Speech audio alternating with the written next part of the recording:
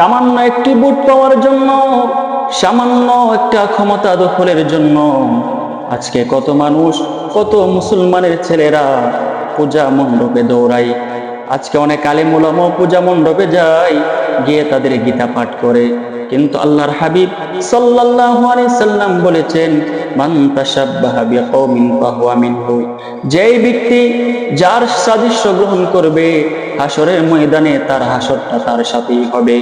আমার ভাইয়েরা, সামান্য একটু ক্ষমতার জন্য যারা আজকে পূজা মণ্ডপে দৌড়ায়, ক্ষমতা পাওয়ার পরে তারা ইসলামকে বিক্রি করে দিবে, এটাই নিশ্চিত।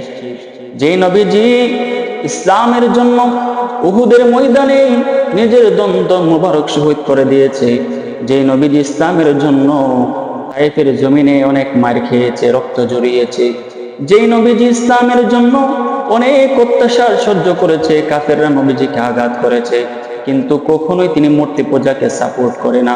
আজকে মুসলমানের ছেলে ক্ষমতা দখলের জন্য, সামান্য ক্ষমতার লোভে, সামান্য ক্ষমতা পাওয়ার জন্য তারা আজকে পূজা মণ্ডপের মধ্যে গিয়ে পূজা করতে শুরু করে দিয়েছে।